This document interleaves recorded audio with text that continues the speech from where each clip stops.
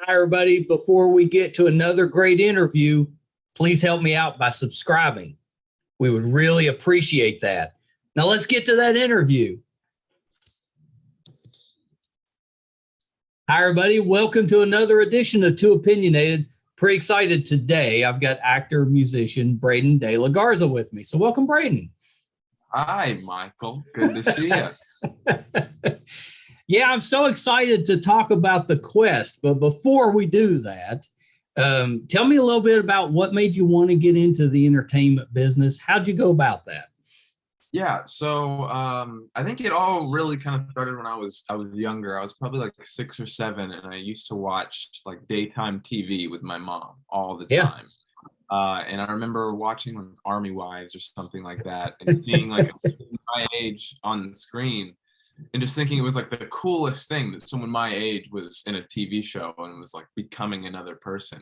Yeah. And so through that, I just kind of I fell in love with it there. And as soon as I could like audition for a school play in middle school when I was like 10, I did.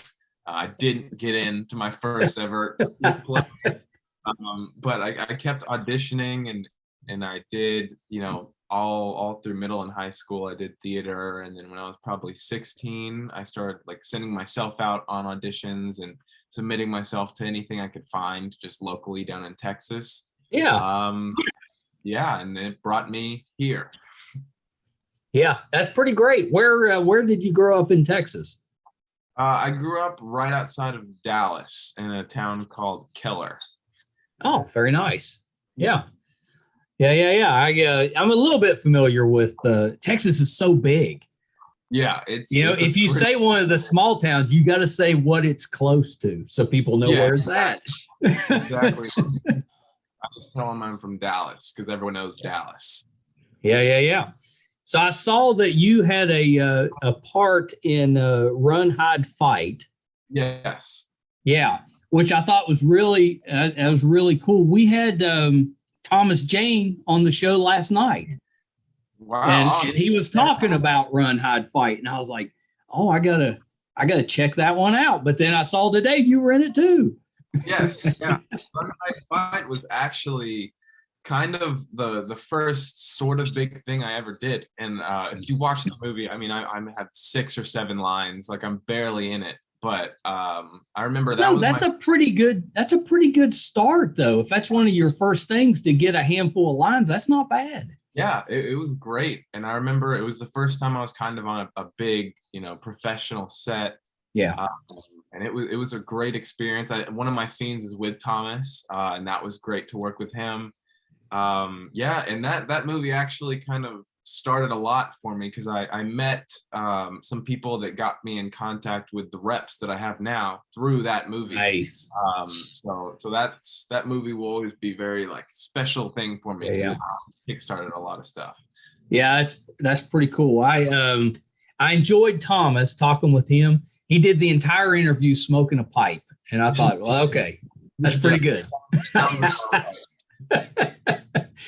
So I understand that you're also a musician, and that you play like all of the instruments. Yeah, and it's something that I really don't talk too much about usually because I don't think I'm amazing at any of them. I think I'm pretty good at a lot of instruments, but I'm not good enough to like really want to pursue music in a professional sense. I just really enjoy playing it and writing stuff for myself. And so I started when I was younger with guitar, and then I taught myself the piano after that, and then the bass and ukulele comes easy with guitar. And I wanted to play Love Me Do while I played guitar, so I taught myself the harmonica.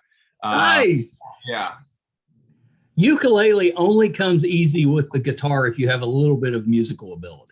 Yeah, I guess so. Do you play by ear? Is that how you teach yourself? Yeah. Yeah, I took guitar lessons when I was probably 8 years old for like a month, and they tried to teach me using sheet music. Yeah. I couldn't get a hang of it, and I quit. And then when I was about 11 or 12, my dad had always wanted to learn guitar, so he had the idea that we take lessons together. And the teacher I had was this cool dude named Derek, and he just like he really leaned into teaching me how to use my ear. And so I took lessons with him for about a year, and then from there I kind of just taught myself everything else by ear. And yeah, That's pretty great. I'm always amazed that people are able to do that. That's just yeah, it's definitely, I'm very thankful to have the ability to do it. I remember when I was little, my mom was listening to Amazing Grace with my grandma, and yeah. my grandmother has a piano, and I went and I started picking out the notes for it, and my parents, they freaked out about it. That was the coolest thing ever. Well, I would be that way too. I'd be, oh my goodness, prodigy. So do you sing as well? I do, but not. I don't think I'm that great. But I it's just like a very calming, relaxing thing for me. So Yeah. like I have a folder on my phone of like 80 to 90 completely completed songs that I've written that I doubt I'll ever show anybody. It's just like I love the process of making music and singing and writing lyrics and everything. But I don't think my goal is to become successful enough as an actor to where I can put on a show and people won't care if I'm bad. They'll just like be excited to see me on stage. Well, that's what I was going to ask you. Like, are you good enough carrying a tune that you could be in a musical? Yeah, and in high school I did do some musicals, which is funny to think back on. Like I played Gomez Addams in The Addams Family, and that was my first time really being in a musical, and I got the lead, and I had like 13 solos, and it was terrifying for me as someone who doesn't sing in public very much. But if I need to, I can sing. It's just like I'd rather let someone else do the singing. Yeah. I get that. Did you play like an instrument through high school? Were you in a band or anything? I wasn't, and I've always kind of wanted to do something like that. Yeah. But I just never, like, there weren't many people around who did play instruments and wanted to be in a band with me. So that's kind of why I just decided, oh, I'll learn all the instruments. And then I bought a little 4-track tape recorder machine. Yeah. I just would play the drum part myself and bass. I just do it all myself. So yeah, my stepson does that. He did the same thing. He kind of lays it on top of each other because he plays multiple instruments. Exactly. Yeah. It was just easier to do that than try to go find people that want to be in a band with me. Well, yeah, I'm always amazed when people can find other people to be in a band. Yeah. And actually be good. Yeah. I guess you can find people, but whether or not you're any good, that's the. Yeah. And to just be, on the same page in terms of like what kind of music you want to play. Yeah. Yeah. Yeah. It's kind of amazing. Okay. So we have to talk about the quest because I'm really excited about this show. This is a show I wish that they had when I was growing up. I would have loved that. Well, honestly, we probably would have watched it and tried to recreate it on our own. Yeah. So let's start this way. Tell me a little bit about what the quest is about because it's very unique. Yeah, it is very unique. The storyline is there's a world. It's called Everealm. It's this fantastical kind of medieval fantasy world where there's a bunch of different kingdoms and royalty and stuff. And the whole world is under attack by this evil sorceress Tavora, who's trying to fill the world with darkness. And I play Prince Emmett. I'm one of the 3 heirs of Sanctum, which is one of the kingdoms. And we're kind of on the run because we're like refugees because our kingdom was overtaken. So we're running to our uncle's house, trying to stay safe. And we don't really know what to do. It's like all hope is lost. We're really trying to figure out what our next steps are. And then kind of the gods of this world, they're called the Fates. They decide they're going to summon 8 heroes from a different world to come and try to help us defeat Tavora. And that's where kind of the reality portion starts, where we have 8 teenagers who are kind of dropped into the world. And I think it's really unique in that it's honestly more like 8 people were dropped into a scripted series than a reality show, because everything about the show, it's shot like a scripted series. It's scripted for us like it's a scripted series. Like everything about it is it looks like it's Lord of the Rings. It's just these people are actors, and when they're on screen, we have to completely improvise and build this world around them. No, I think that's so cool because it's like a scripted series, except you don't know how the people on the show are going to react. Exactly. And I don't think it's something that's ever really been done before, or that I've seen. It's a completely new way of storytelling. And I'm really excited for people to just see the format at the very least of how we pull it off. Well, it's got, I mean, just from watching the trailer, it's like a live action role play, but on steroids. It's got some reality show type of feel to it. It's got fantasy adventure. I mean, it's got all these different things incorporated, which seems like it would be really hard to pull off.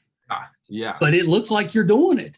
Yeah, I mean, even when we saw that trailer for the first time as the cast, we freaked out because it looks, we were told when we were shooting it, and we got to see some dailies and saw that, it does look really good and really cinematic. Like it really does. The producers and the showrunners really wanted to turn away from any conventional like reality show tropes. They wanted it shot completely new. There's no eliminations, there's no like drama. It's all just like about the storytelling. And when I saw that trailer and saw that it looks like a huge production, I was so excited about it, because it was so hard to pull off, and we weren't sure about it when we were doing it because it's so new, but it looks 10 times better than any of us could have ever imagined. Yeah, and I love the fact that like you're playing Prince Emmett. And you're not just a one-note character. Like as the series is going on, he's growing as a character and changing as a character. And I think that's really neat the way they're integrating that. Exactly. And I think it's very easy for, the pitch of this show to have the actors and characters in the show kind of just be a part of the set in the world. But there's a good probably 50% of this show that doesn't even have the teenagers in it. And it is just about the story between the characters in the scripted series. And I think that's going to be really exciting, that it's set up for these characters, to keep going after this season. There's more of us to show. And each character has their own arc alongside this story and adventure that the Paladins, that the teenagers are going on. Yeah, I think that's so neat. So at the end, is there a winner, or do they win as a group? So since there's no eliminations, there's no like this guy's the best. Right. But the fates at the end will kind of choose one true hero who kind of leads the charge. But at the end, they're all the kids are there. They're all helping defeat Devora. And it's really fun. It's really fun. Yeah, I'm really excited about it. Plus, now you're a Disney kid. I think once you're in the Disney show, you're in. Yeah, I was telling my my mom about it when I first booked it. Like, technically, I'm now a Disney prince. So that's right. That's right. Yeah, you totally are. Yeah. Oh yeah, you can just retire now. Yeah. No, that's pretty great. Now, you just have to, it gets easy from here because now they just call you, the Marvel call, maybe another show on Disney. You got all that stuff. It'll just come to you now. Yeah, I sure hope so. It's very nice to get a call from Marvel right now. Yeah. Would you take that call? If you were getting a call from Marvel to be either a villain or a hero, would you take that call? Definitely. There'd be no doubt. I mean, I would take the call to be a background extra for 30 seconds. Yeah, me too. I would do anything to just be on set for one of those movies. Yeah. It'd be a blast. It'd be a blast. Did you play Dungeons and Dragons growing up, or a role-playing game growing up? No, and that's the thing. This is like I never really was into the fantasy world growing Yeah. up. I have my best friend is really into it, and I remember he would always make fun of me because I didn't even really read fiction much. I'm very like I loved reading like nonfiction books and like learning about like biographies and stuff like that. So I Yeah. was never really into the fantasy world. And so this was completely like new territory for me. Like I was, um, you know, I felt whisked away just like the kids did when we got to this place and there was a castle and we were in these custom made medieval outfits and talking in British dialects. And it was so cool to me to just be thrust into that fantasy world, really having no prior experience even in the genre. Yeah. Did they have to help you with the dialect? So with the dialect, I initially when I saw this and was just deciding to submit myself just to even try to get an audition, it said that a British dialect was required, and I had never done a British dialect. In high school I did shows where I did like Irish and Scottish and stuff Right. like that.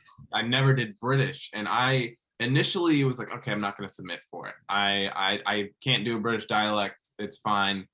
But then the next day I thought about it. I was like, no, I want to audition for anything that I can. And Smart. I did it, and I remember thinking it was horrible. I thought that my dialect was really bad, and I sent it in, but they liked it. And I had kind of a month or so to prepare beforehand, and I took a lot of classes online and read a lot, trying to get it good. But it's funny that I look back on that first self tape I sent in now, and I think my dialect sounds actually really good. I was just really pessimistic about it at the time. Well, it'd be hard not to. I think anybody would be that way. But then once everybody's like, no, it's really good, then you listen to it a little differently when you go back. Exactly. Now that's pretty great. So we're hoping for future seasons, right? Yes, we are. Fingers crossed. We are all set. I mean, the executive producers Jane Fleming and Mark Rodesky. This is really like their baby, and they have been in the works, wanting to get this made the way that they want to do it for so long, and they have plans for the future, just like that they hope to be able to pursue. So yeah, hoping everyone watches it and enjoys it. We can get a season. Yeah, I'm sure it's going to be just terrific. So the trailer, it looks like your contestants, let's say, they're having to go through some challenges. Yeah. Did you get like, did they let the regular cast try these things out before they filmed? A few of them just for fun. And what they don't show in the trailer is like even with those challenges, each one of those challenges it's part of the story. And so like I have two different of the challenges that are in the show are kind of like part of my storyline. So it's like I'm kind of guiding them through, and I'm there with them trying to make sure that things are going okay. And so for those, we got to go in and do rehearsals beforehand and try them out, and it was fun. And were you any good at it? There was a couple that we did. There's one that's like a tournament, and we had to do a couple different like physical like kind of game challenges. And those were interesting for all of us because they just kind of threw us in to test them, so that we could because we had to get good enough at them to where whenever the teenagers were on screen with us, we could be the ones taking them through it and giving examples. All right. So that was fun, kind of just messing around and trying to just get good enough at the challenge ourselves so we could pretend on screen like, well, we do this all the time. I didn't think of that, but yeah, you wouldn't want the first time you ever had anything to do with it is when you had other people there with you, because what if you were really bad at it? Yeah, exactly.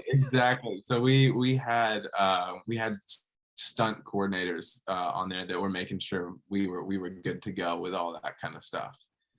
Yeah, that's pretty great. So what was how did the cast get along as a group?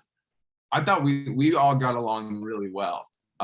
Which, this being my first kind of big thing, there was the worry that, there would be a bad egg or like, someone would just we wouldn't gel, but we really, I think in part because it was such a new experience for all of us, you know, having to do a scripted series alongside completely improvising half of the show. Right. We all kind of, like, forged a bond under stress because we were all in the same boat. But yeah, we're all still great friends. We all have a group message that we talk in all the time, and are sending each other updates on the show.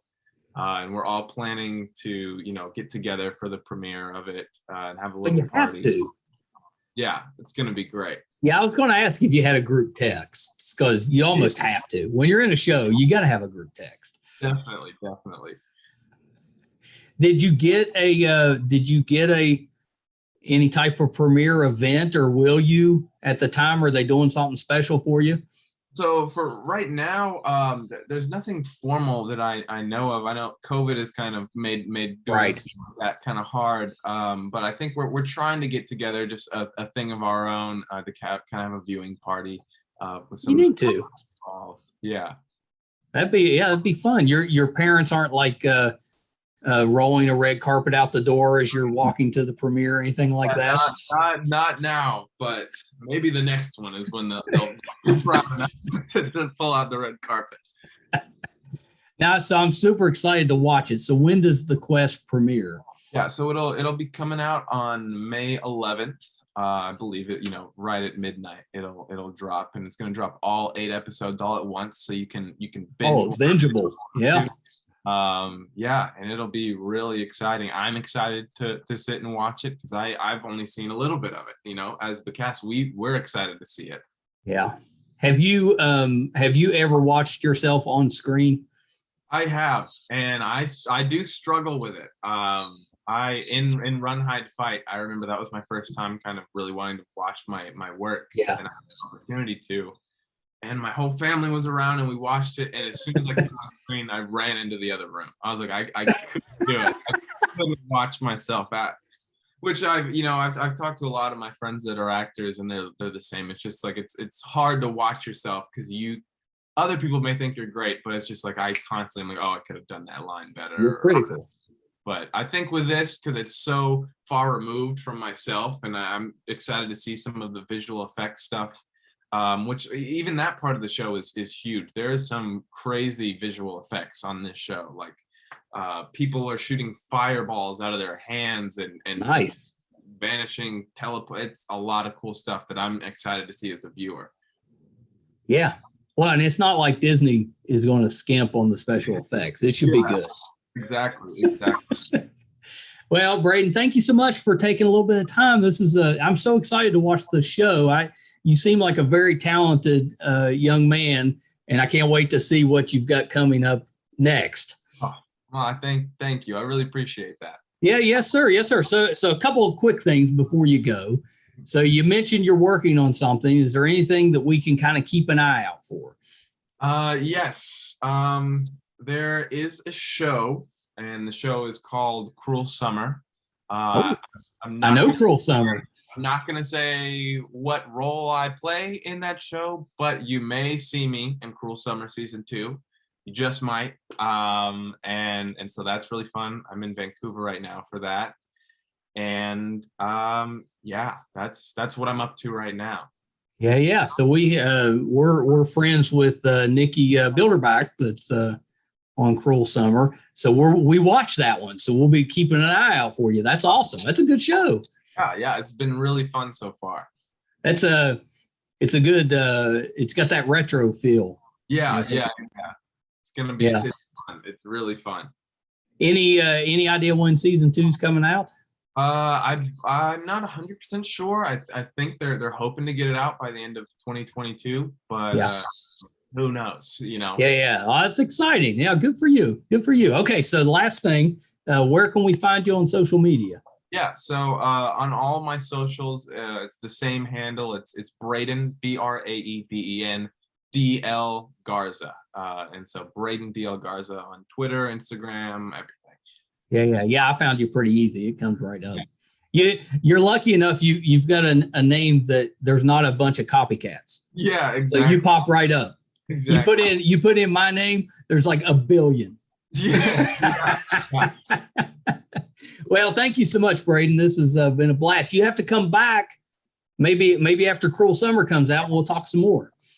Definitely. Sounds good. All right. Hold on one second. All right. So that was the talented Braeden De La Garza.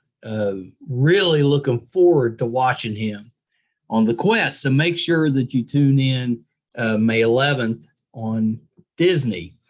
It should be so much fun. You know, I'm a nerdy guy, and I'm a D&D type of guy. You know, I grew up playing Dungeons and Dragons, and we would love to have some type of show where you're interacting, you know, just as a regular person interacting in a scripted show. I think that's a wonderful idea. Plus, it's got challenges. So how much fun is that? Really cool. Talented guy. So I'm sure we'll see much more of Braeden. I got a feeling he's a lot better musician than he thinks he is. I think he's pretty talented. It sounds like he plays like half a dozen instruments. I think that's pretty good. So hopefully you guys enjoyed that. I know I did. If you haven't done so yet, we could use the help with our YouTube channel, MeisterCon Pod. If you would subscribe, we'd really appreciate that. It would help us out. You can find we are closing in on 400 episodes, if you can believe it. I'm having trouble believing it. But you can find all of them, audio and video, on our website, meistercon.com. There is a wonderful blog that Brett writes. That he's such a talented writer. It's geeky. It's fun. You'll like that. If we're doing anything in studio, like if we're watching The Quest, or if we're going on location, or if we're covering a convention, all that will be on the website, meistercon.com. Plus, there's just some fun, geeky stuff on there. So check that out. Until next time, thank you guys so much. Bye, everybody.